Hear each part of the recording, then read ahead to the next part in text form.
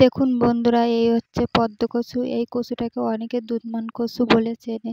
এটাকে আমি কেটে নিয়ে আজকে সুন্দর একটা রেসিপি করে তোমাদের দেখাবো। তা ভিডিওটা শেষ পর্যন্ত দেখতে থাকুন। আমি এই দুধমান বা পদ্ম কচু দিয়ে আমি কিভাবে রান্নাটা করি।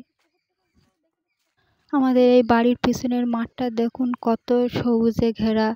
আর এই সাইডের পুকুরগুলো আগে সব ক্ষেত ছিল, এখন সব পুকুর হয়ে গেছে। আর এই সাইডে যে সবজি ক্ষেতটা কখনো আছে, ওটা আমরা লিজ নিয়ে করছি। এখনো ওতে সবজি লাগানো হয়নি বন্ধুরা। আর যেদিকে যত গাছ সবুজ ঘেরা, ততই সেই দিকে ঠান্ডা বেশি থাকে।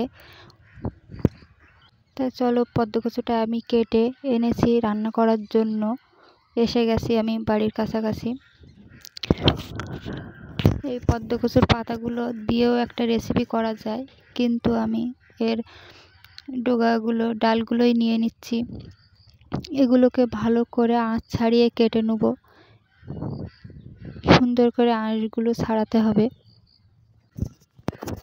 এই পদ্ম কচুর যে খোসাগুলো ছাড়িয়ে নিলে সুন্দরভাবে গলে যায়।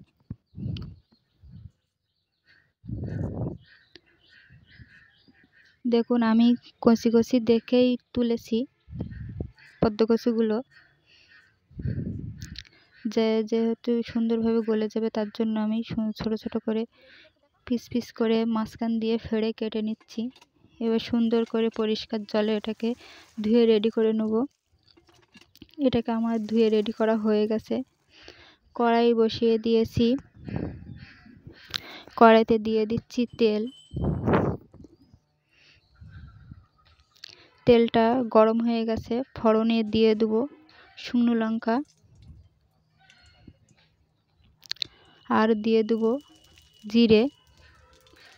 শুকনো লঙ্কা জিরেটা ভালো করে লাল লাল করে ভেজে দিয়ে দিচ্ছি পেঁয়াজ।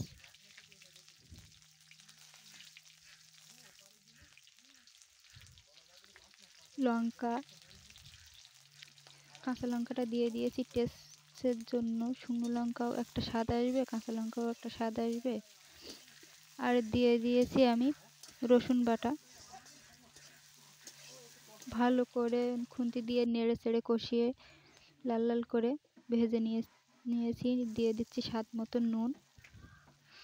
দিয়ে দেবো আমি হলুদ। নুন হলুদ দিয়ে মশলাটাকে নেড়ে চেড়ে দিয়ে দেবো কেটে রাখা পদ্ম কচুটা।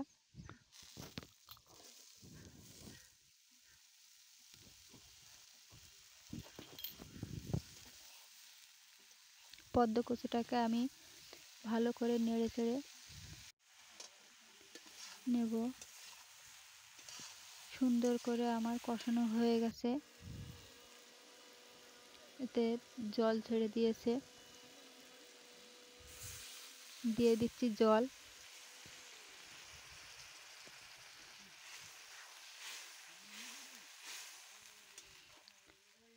জল দিয়ে আমি না সিদ্ধ হওয়া পর্যন্ত 15 মিনিটের জন্য ঢেকে দেবো। এই চিংড়ি মাছগুলো আমি ফুটে উঠলে পদ্ম কচুতে দিয়ে দেবো। 10 মিনিট হয়ে গেছে।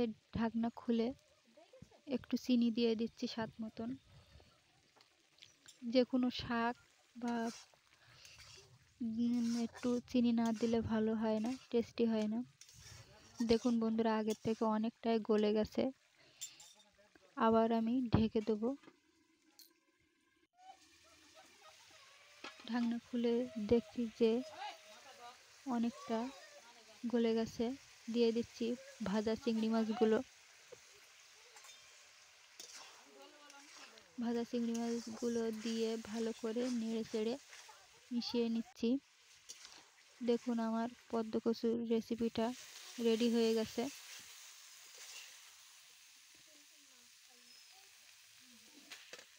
এভাবে বাড়িতে আপনারা খেয়ে দেখবেন। এই পদ্ম কচুগুলো গলাও চুলকায় না, খেতেও স্বাদ খুব।